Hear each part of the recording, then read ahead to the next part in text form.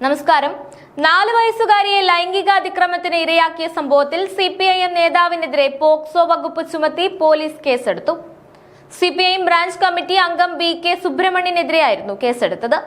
പരിചയമുള്ള വീട്ടിലെ 4 വയസ്സുള്ള പെൺകുട്ടിക്കെതിരെയാണ് 56 വയസ്സുള്ള പ്രതി പീഡിപ്പിച്ചത്. കേസെടുത്ത് 6 ദിവസമായിട്ടും പ്രതിയെ പോലീസ് അറസ്റ്റ് ചെയ്തില്ലെന്ന് രക്ഷിതാക്കൾ മാധ്യമങ്ങളോട് പറഞ്ഞു. പ്രതിയെ ഒളിവിൽ പോകാൻ സഹായിച്ചത് CPIM നേതൃത്വമാണെന്നാണ് രക്ഷിതാക്കളുടെ ആരോപണം.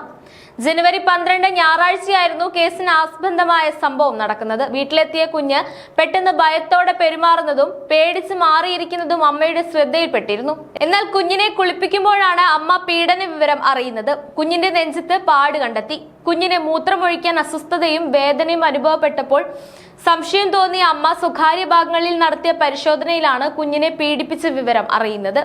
ജനുവരി 15 പോലീസിൽ കേസ് നൽകിയെങ്കിലും ഇതുവരെ ഒരു നടപടിയും പോലീസിന്റെ ഭാഗത്ത് നിന്ന് ഉണ്ടായിട്ടില്ലെന്ന് രക്ഷിതാക്കൾ ആരോപിക്കുന്നു.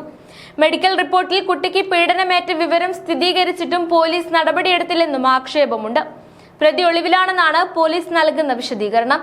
പാർട്ടിയാണ് പ്രതിയെ സംരക്ഷിക്കുന്നതെന്നും സഹായം നൽകുന്നതെന്നും മാതാപിതാക്കൾ പറയുന്നു.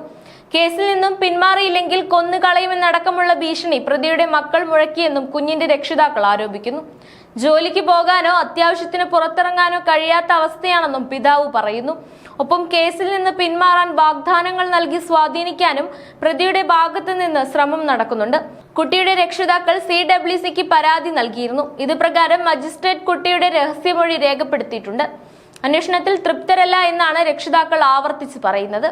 ഓരോ ജീവിതവും ഓരോ കഥകളാണ്, വേറിട്ട കഥകളുടെ ഒരു കൂട്ടായ്മ.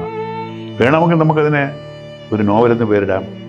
അതുപോലൊരു നോവലല്ലേ നിങ്ങളുടെ ജീവിതവും? എന്താ, ശരിയല്ലേ? നിങ്ങളുടെ അനുഭവങ്ങൾ, കഥകൾ എന്തുമായിക്കൊള്ളട്ടെ, അത് കേൾക്കാൻ DNA ന്യൂസിലൂടെ ഞാൻ എത്തുന്നു. കഥ പോലൊരു ജീവിതം, അതിനായി ഞാൻ നിങ്ങൾക്ക് വേണ്ടി കാത്തിരിക്കുന്നു. നമുക്ക് ഒന്നിച്ച് കാണാം, കുറേ കാര്യങ്ങൾ സംസാരിക്കാം, വേദനകൾ പങ്കിടാം.